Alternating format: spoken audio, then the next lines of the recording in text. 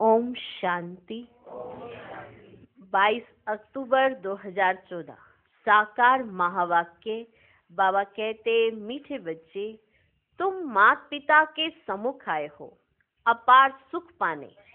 बाप तुम्हें घनेरे दुखों से निकाल घनेरे सुखों में ले जाते हैं। 2 प्रश्न है। पहला प्रश्न, एक बाप ही रिजर्व में रहते पुनर्जन्म नहीं लेते हैं, क्यों? उत्तर, क्योंकि कोई तो तुम्हें तमो प्रधान से सत्व प्रधान बनाने वाला चाहिए। अगर बाप भी पुनर्जन्म में आए तो तुमको काले से गोरा कौन बनाए? इसलिए बाप रिजर्व में रहता है। दूसरा प्रश्न, देवताएं सदा सुखी क्यों हैं? उत्तर, क्योंकि पवित्र हैं। पवित्रता के कारण उनकी चलन सुधरी हुई है। जहां पवित्रता है वहां सुख शांति है। मुख्य है पवित्रता। ओम शांति। मीठे मीठे सिकिलदे बच्चों प्रति रूहानी बाप समझाते हैं। वे बाप भी है, मात पिता भी है। तुम गाते थे ना, तुम मात पिता हम बालक तेरे, तुम्हारी कृपा से सुख गनेरे, गाते थे ना। सब पुकारते रहते हैं। किसको पुकारते हैं? परम पिता परमात्मा को। बाकी उनको समझ में नहीं आता कि उनकी कृपा से सुख घनेरे कौन से और कब मिले। ये गाते जरूर है, तो मात पिता हम बालक तेरे, तुम्हारी कृपा से सुख घनेरे, पर कौन से सुख मिले और कब मिले ये वो नहीं जानते। सुख घनेरे किसको कहा जाता है वह भी नहीं समझते। अभी तुम यहाँ सामने बैठे हो, जानते हो यहाँ कितने दुख घनेरे हैं। यह है दुख धाम और वह है सुख धाम। किसकी बुद्धि में नहीं आता है कि हम 21 जन्म स्वर्ग में बहुत सुखी रहते हैं? तुमको भी पहले ये अनुभव नहीं था। अभी तुम समझते हो हम उस परम पिता परमात्मा मात पिता के सामने बैठे हैं। जानते हो हम 21 जन्मों के लिए स्वर्ग की बादशाही प्राप्त करने के लिए यहाँ आते हैं। बाप को भी जान लिया, बाप द्वारा सारे सृष्टि चक्र को भी समझ लिया है। हम पहले सुख घनेरे सुख में थे, फिर दुख में आए। यह भी नंबरवार हर एक की बुद्धि में रहता है। स्टूडेंट को तो सदैव याद रहना चाहिए, परंतु बाबा देखते हैं घड़ी घड़ी भूल जाते हैं, इसलिए फिर मुरझा जाते हैं। छुई मुई अवस्था हो जाती है ना, जैसे घड़ी घड़ी मुरझा जाना, तो ये कौन सी अवस्था हो गई? छुई मुई अवस्था हो जाती है ना, माया वार कर लेती है। वह जो खुशी होनी चाहिए वह नहीं रहती। नंबरवार पद तो है ना, स्वर्ग में तो जाते हैं, परंतु वहां भी राजा से लेकर रंक तक रहते हैं ना। वह गरीब प्रजा, वह साहूकार। स्वर्ग में भी ऐसे, तो नरक में भी ऐसे हैं, ऊंच और नीच। अभी तुम बच्चे जानते हो हम पुरुषार्थ करते हैं सुख घनेरे पाने के लिए। इन लक्ष्मी नारायण को सबसे जास्ती सुख घनेरे है ना, सबसे जास्ती सुख घनेरे है ना। मुख्य है पवित्रता की बात। पवित्रता के सिवाय पीस और प्रॉस्पेरिटी मिल नहीं सकती। इसमें चलन बहुत अच्छी चाहिए, इसमें चलन बहुत अच्छी चाहिए। मनुष्य की चलन सुधरती है पवित्रता से। कैसे पता पड़े कि आप एक पवित्र आत्मा है? वो आपकी चलन से पता पड़ता है। आप आत्माएं पवित्रता अपना रही हैं, कैसे पता पड़े? ये आपकी चलन से, आपकी एक्टिविटी से पता पड़ता है। कोई किसी को कितने दिन तक धोखा दे देगा? नहीं दे सकता। तो हम परमात्मा को धोखा कैसे दे देंगे? नहीं, वो तो नजर देखते ही पढ़ते ही वो पहचान लेंगे ना कि हम कैसे वाले बच्चे हैं। पहचान लेंगे कि नहीं पहचान लेंगे? पहचान लेंगे। भले हम कुछ भी ऐसा ऐसा करके कितने दिन तक। हर एक आत्मा अपने आप में सुख शांति जो अनुभव कर सकती है वो किस आधार पर? पवित्र। तो मुख्य बात क्या हुई? पवित्रता। क्या बात हुई? पवित्रता की। मनुष्य की चलन सुधरती है पवित्रता से। पवित्र है तो उनको देवता कहा जाता है। तुम यहाँ आए हो देवता बनने के लिए। किस लिए आए हो? देवता बनने के लिए। देवताएं सदा सुखी थे, मनुष्य कोई सदा सुखी हो ना सके। सुख होता ही है देवताओं को। इन देवताओं की ही तुम पूजा करते थे ना, क्योंकि पवित्र थे। सारा मदार है पवित्रता पर। पहली पहली मुख्य है ही पवित्रता की बात। पवित्रता से ही सुधरी हुई चलन होती है। पवित्रता से ही सुधरी हुई चलन होती है। पतित होने से फिर चलन बिगड़ती है। समझना चाहिए, अब हमको फिर से देवता बनना है तो पवित्रता जरूर चाहिए। तो पवित्रता जरूर चाहिए। देवताएं पवित्र हैं, तब तो अपवित्र मनुष्य उनके आगे माथा टेकते हैं। मुख्य बात है ही पवित्रता की। पुकारते भी ऐसे हैं कि हे पतित पावन आकर हमको पावन बनाओ। बाप कहते काम महाशत्रु है, इस पर जीत पहनो। इन पर जीत पाने से ही तुम पवित्र बनेंगे। तुम जब पवित्र सतो प्रधान थे तो शांति थी, सुख भी था। शांति भी थी, सुख भी था। तुम बच्चों को अब याद आई है, कल की तो बात है। याद आई कि नहीं याद आई? कल की तो बात है। तुम पवित्र थे तो अथाह सुख शांति सब कुछ था। अब फिर तुमको ये लक्ष्मी नारायण बनना है। इसमें पहली मुख्य बात है संपूर्ण निर्विकारी बनना।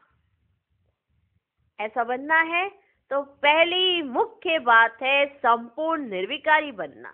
ये तो गायन है, ये है ज्ञान यज्ञ। इसमें विघ्न तो जरूर पड़ेंगे। तो पवित्रता के नाम पर झगड़े होते हैं ना, तो ये तो ज्ञान यज्ञ है, इसमें विघ्न जरूर पड़ेंगे। पवित्रता के ऊपर कितना तंग करते हैं। आसुरी संप्रदाय और दैवी संप्रदाय भी गाई हुई है।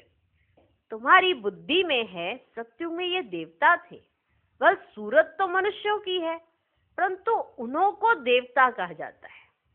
वहां है संपूर्ण सतो प्रधान। कोई भी खामी वहां होती ही नहीं है, माना कोई कमी वहां होती नहीं है। हर चीज परफेक्ट होती है। कहाँ? सतयुग में। बाप परफेक्ट है तो बच्चों को भी परफेक्ट बनाते हैं। योग बल से तुम कितने पवित्र ब्यूटीफुल बनते हो, कितने पवित्र ब्यूटीफुल बनते हो। ये मुसाफिर तो एवर गोरा है, जो तुमको सांवरे से आकर गोरा बनाते हैं। वहां नेचुरल ब्यूटी होती है, खूबसूरत बनाने की दरकार नहीं रहती। माना खूबसूरत बनाने के लिए कहीं जाना नहीं पड़ता। तो खूबसूरत बनना हर कोई चाहता है यहाँ पे, और यहाँ पे ही सब खूबसूरत नहीं है। सतयुग में नेचुरल खूबसूरती रहती है, खूबसूरत बनाने की दरकार ही नहीं रहती। सतो प्रधान होते ही हैं खूबसूरत। जो सतो प्रधान होता है वो है खूबसूरत। वही फिर तमो प्रधान होने से काले हो पड़ते हैं। नाम ही है श्याम और सुंदर। कृष्ण को श्याम और सुंदर क्यों कहते हैं, इसका अर्थ कभी कोई बता ना सके सिवाय बाप के। भगवान बाप जो बातें सुनाते हैं वे और कोई मनुष्य सुना नहीं सकेंगे। चित्रों में स्वदर्शन चक्र देवताओं को दे दिया है। बाप समझाते मीठे मीठे बच्चों, स्वदर्शन चक्र की तो देवताओं को दरकार ही नहीं है। उनको क्या जरूरत पड़ी है स्वदर्शन चक्र चलाने की? जरूरत है, वो तो सुखी है। ये स्वदर्शन चक्र हमें याद कराने के लिए, हम भूल जाते हैं अपने आप को, इसलिए ये स्वदर्शन चक्र हमारे लिए, लेकिन हमें दे नहीं सकते। ये ब्राह्मण की फोटो बना के उसके हाथ में स्वदर्शन चक्र, शोभेगा ही नहीं। शोभेगा? शोभेगा ही नहीं, क्योंकि आज ब्राह्मण है कल शूद्र बन जाए कुछ पता नहीं, है ना। मनुष्य की बुद्धि ऐसी है जो कुछ भी सोच लेती है और उससे दूसरे क्या कत्ल कर देती है। कारण माना कत्ल कोई किसी का खून करने से नहीं होता, किसी की बुद्धि को नष्ट कर देना ये भी तो दूसरे का कत्ल ही कर दिया। किसी की बुद्धि सतो प्रधान रास्ते पे चल रही है, अच्छी सोच में है, पवित्रता की सोच में है, और किसी ने अपनी इम्प्योरिटीज डालकर डाल के उसकी सतो प्रधान सोच को गंदा कर दिया, तो हो गया ना एक पावन आत्मा का खून। हो गया कि नहीं हो गया? हो गया। तो स्वदर्शन चक्र किनको शोभता है? देवताओं को। लेकिन उनको जरूरत नहीं है सुदर्शन चक्र की, लेकिन अलंकार दिए, क्योंकि तुमको तो दे नहीं सकते, आज ऐसे कल ऐसे परसों पता नहीं कैसे। देवताओं को जो सुदर्शन चक्र दिखाया वैसे उनको दरकार नहीं है। वे क्या करेंगे शंख आदि का? सुदर्शन चक्रधारी तुम ब्राह्मण बच्चे हो, शंख ध्वनि भी तुमको करनी है। तुम जानते हो विश्व में शांति स्थापन हो रही है, साथ में चलन भी अच्छी चाहिए। अब कोई कहे हम शांति के लिए ये करेंगे और चलन सुधरी हुई हो ना, तो साथ में चलन भी अच्छी चाहिए। भक्ति मार्ग में भी तुम देवताओं के आगे जाकर अपनी चलन का वर्णन करते हो ना। आप सर्वगुण संपन्न, हम नीच, पापी, कामी गाते थे ना, परंतु देवताएं कोई तुम्हारी चलन को सुधारते नहीं है, सुधारने वाला और है। वह शिव बाबा तो है निराकार, उनके आगे ऐसे नहीं कहेंगे कि आप सर्वगुण संपन्न और हम नीच, पापी, कामी। शिव की महिमा ही अलग है, देवताओं की महिमा गाते हैं, परंतु हम ऐसे कैसे बने? आत्मा ही पवित्र और अपवित्र बनती है ना। अब तुम्हारी आत्मा पवित्र बन रही है, जब आत्मा संपूर्ण बन जाएगी तो फिर ये शरीर पतित नहीं रहेगा, फिर जाकर पावन शरीर लेंगे। यहाँ तो पावन शरीर हो ना सके। पावन शरीर तब हो जब प्रकृति भी सतो प्रधान हो। नई दुनिया में हर एक चीज सतो प्रधान होती है। अभी 5 तत्व तमो प्रधान है, इसलिए कितने उपद्रव होते रहते हैं, कैसे मनुष्य मरते रहते हैं। तीर्थ यात्रा पर जाते हैं, कोई एक्सीडेंट हुआ, मर पड़ते। गए तीर्थ यात्रा करने हैं, एक्सीडेंट हुआ रास्ते में, फिर क्या, मर पड़ते। जल, पृथ्वी आदि कितना नुकसान करते हैं। माना अर्थक्वेक हुई, यात्रा करने गए थे, वहीं खत्म। पानी आ गया, यात्रा करने गए थे, वहीं खत्म। कितना नुकसान करते हैं जल और पृथ्वी। ये सब तत्व तुमको मदद करते हैं। विनाश में अचानक बाढ़ आ जाती, तूफान लगते, यह है नेचुरल आपदाएं। वे बॉम्ब आदि जो बनाते हैं वह भी ड्रामा में नूंद है। उनको ईश्वरीय आपदाएं नहीं कहेंगे। किनको? बॉम्ब्स को। वह तो मनुष्यों के बनाए हुए हैं। क्या? बॉम्ब्स, अर्थक्वेक आदि कोई मनुष्यों के बनाए हुए नहीं है। ये आपदाएं सब आपस में मिलती हैं, पृथ्वी से हल्काई होती है। तुम जानते हो कैसे बाबा हमको एकदम हल्का बनाकर साथ ले जाते हैं नई दुनिया में। माथा हल्का होने से फिर चुस्त हो जाते हैं ना, है ना। अब आपके माथे में बड़ी चीजें चले जा रही है तो जल्दी से थकावट होने लगती है। अगर आपका माथा हल्का है तो भले आप कितना भी कार्य कर लो, हल्के ही रहोगे। अगर आपका माथा हल्का है ना, आपकी बुद्धि में कई ऐसे बहुत सोचते रहे थक जाते हैं, बड़ा पता नहीं हम थक पड़ जाते हैं, नहीं क्या हो जाता है, थकावट बड़ी हो जाती है। थकावट काम की नहीं होती है, बुद्धि में जो व्यर्थ चलता है ना, थकावट उसकी होती है।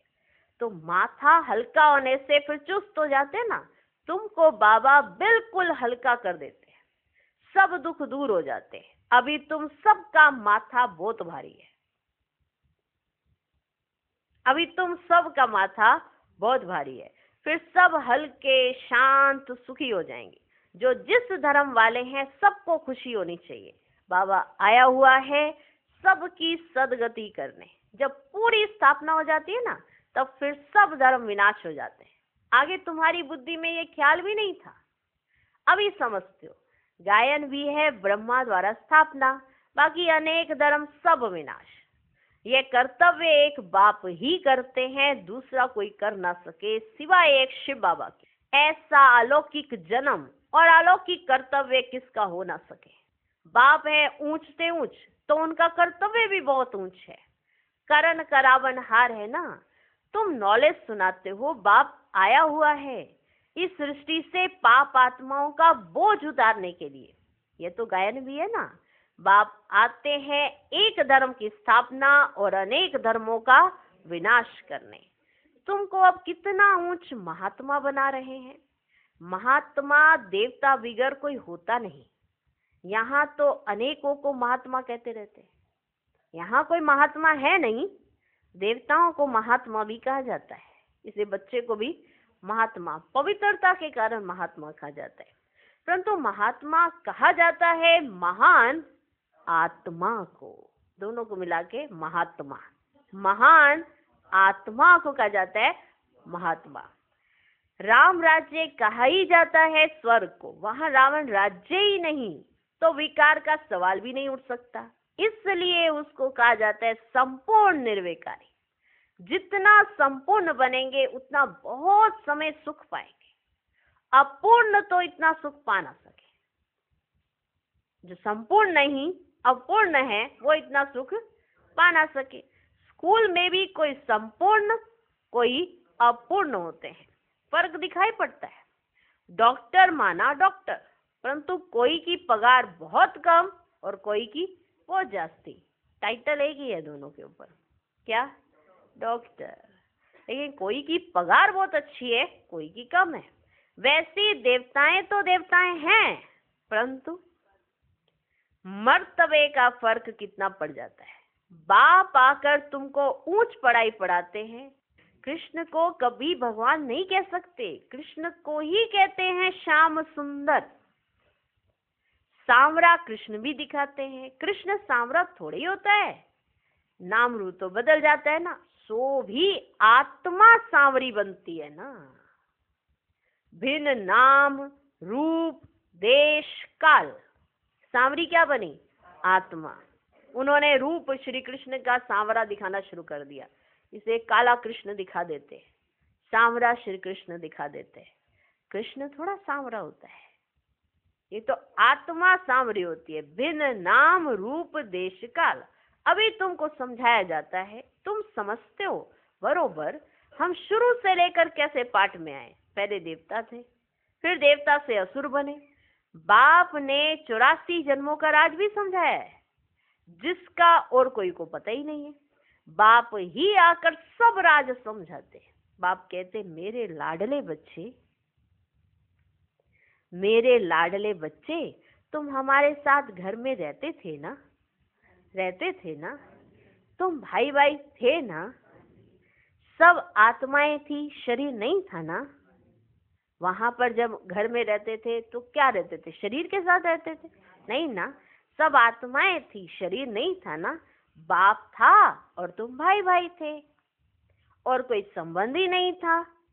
बाप तो पुनर्जन्म में नहीं आते ना, मालूम है ना, ये बाप तो पुनर्जन्म में आते नहीं, वे तो ड्रामानुसार रिजर्व रहते हैं, उनका पार्ट ही ऐसा है, ड्रामानुसार रिजर्व रहते, माने एक विशेष पार्ट के लिए वो आत्मा जो परमात्मा है रिजर्व है, रिजर्व है उसी पार्ट के लिए, इसीलिए उन्हें परमात्मा कहा जाता है आत्माओं में ही एक आत्मा, वो है परमात्मा, इसलिए कहा उसे परमात्मा। इसलिए उनका पार्ट भी रिजर्व है, उनका पार्ट ही ऐसा है। तुमने कितना समय पुकारा है वह भी बाप ने बताया है, ऐसे नहीं द्वापर से पुकारना शुरू किया है, नहीं, ऐसे मत समझना कि जैसे ही द्वापर आया पैर नीचे रखा और पुकारना शुरू हो गए, नहीं, बहुत समय के बाद तुमने पुकारना शुरू किया है। क्योंकि इतना सुख देखने बाद अचानक से जब कोई चेंजेस आए तो इंसान पहले सोचता है कि कुछ वैसे ही आए हो। दुख उसे कब महसूस होता है जब वो एक्टिविटी कंटिन्यूस चलती रहती है, शुरुआत में किसी को एहसास नहीं, इसलिए तुमको दुख जो द्वापर के शुरू होते ही नहीं मिलता, बहुत समय के बाद तुमने पुकारना शुरू किया है। तुमको तो बाप सुखी बनाते हैं ना, अर्थात सुख का वर्षा बाप ही दे रहे हैं। तुम भी कहते हो बाबा हम आपके पास कल्प कल्प अनेक बार आए हैं, यह चक्र चलता ही रहता है, हर 5000 वर्ष के बाद बाबा आपसे मिलते हैं और ये वर्षा पाते हैं। जो भी सब देहधारी हैं, सब स्टूडेंट हैं, पढ़ाने वाला है विधेयी, ये उनकी देह नहीं है, खुद विधेयी है, यहाँ आकर देह धारण करते हैं। देह बिगर बच्चों को पढ़ावे कैसे, कैसे पढ़ावे देह बिगर? सभी रूहों का वह बाप है, भक्ति मार्ग में सब उनको पुकारते हैं, बरोबर रुद्रमाला सिमरते हैं ना, ऊपर में है फूल और फिर है युगल मेरु। वह तो एक जैसे ही हैं।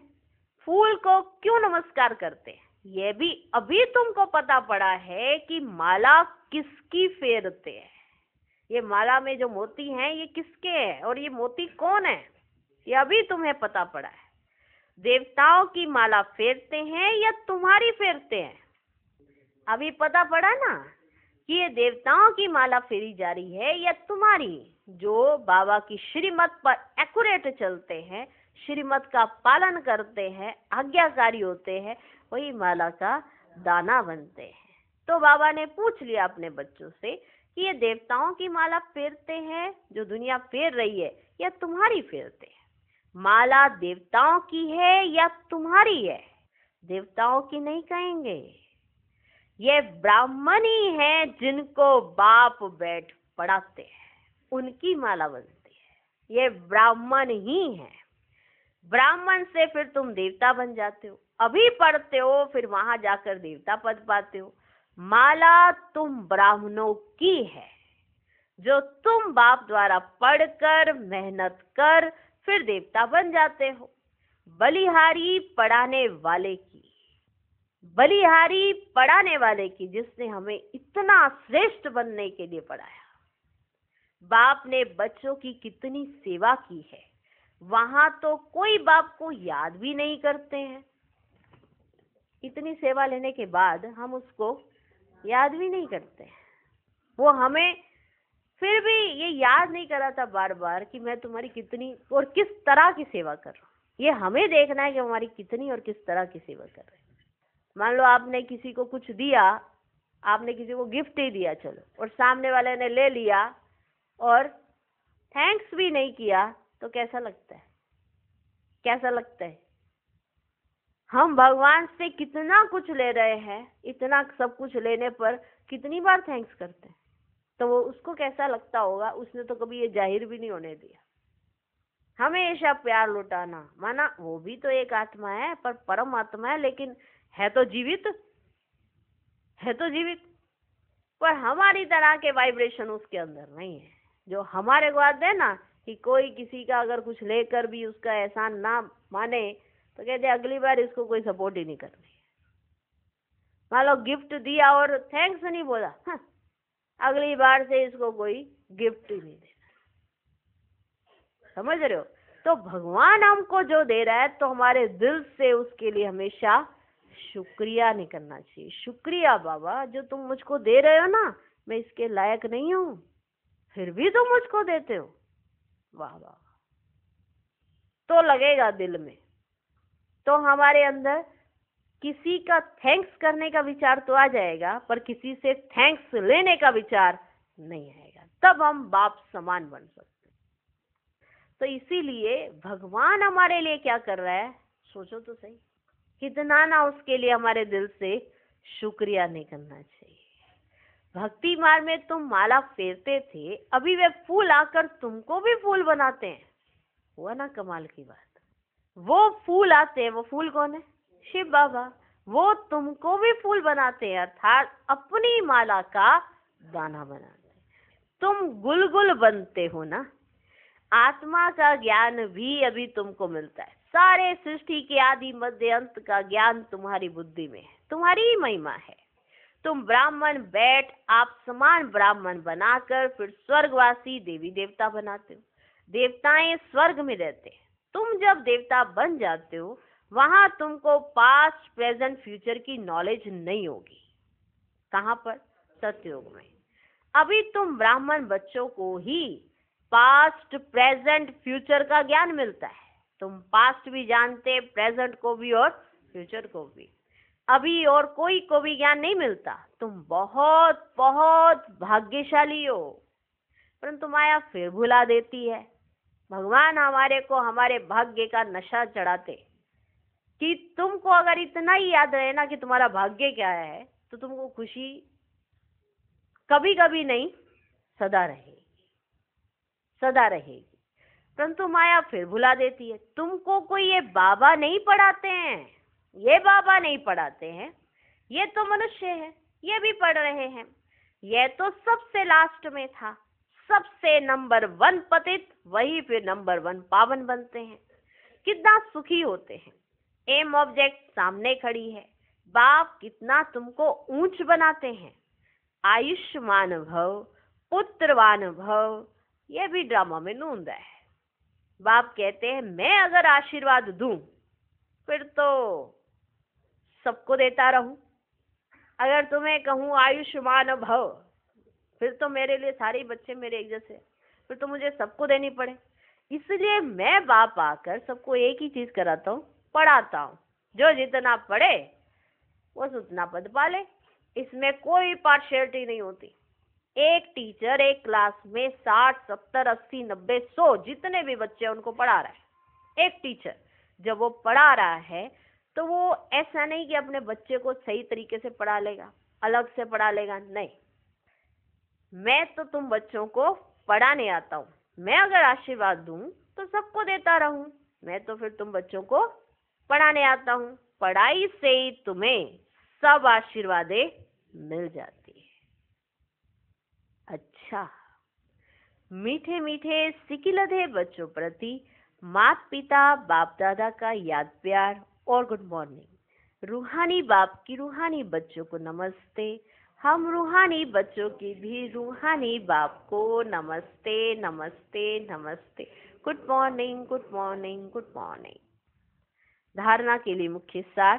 पहला पॉइंट, जैसे बाप परफेक्ट है ऐसे स्वयं को परफेक्ट बनाना है। पवित्रता को धारण कर अपनी चलन सुधारनी है। सच्चे सुख शांति का अनुभव करना है। दूसरा पॉइंट, सृष्टि के आदि मध्य अंत का ज्ञान बुद्धि में रख ब्राह्मण सो देवता बनाने की सेवा करनी है। अपने ऊंचे भाग्य को कभी भूलना नहीं है। आज का वरदान, निराकार और साकार दोनों रूपों के यादगार को विधि पूर्वक मनाने वाली श्रेष्ठ आत्मा भव। दीपमाला अविनाशी अनेक जगे हुए दीपकों का यादगार है। आप चमकती हुई आत्माएं दीपक की लो मिसल दिखाई देती हो, इसलिए चमकती हुई आत्माएं दिव्य ज्योति का यादगार स्थूल दीपक की ज्योति में दिखाया है। तो एक तरफ निराकारी आत्मा के रूप का यादगार है, दूसरी तरफ आपके ही भविष्य साकार दिव्य स्वरूप लक्ष्मी के रूप में यादगार है। यही दीपमाला देव पद प्राप्त करती है। तो आप श्रेष्ठ आत्माएं अपना यादगार स्वयं ही मना रहे हो। आज का स्लोगन, नेगेटिव को पॉजिटिव में चेंज करने के लिए अपनी भावनाओं को शुभ और बेहद की बनाओ। ओम शांति।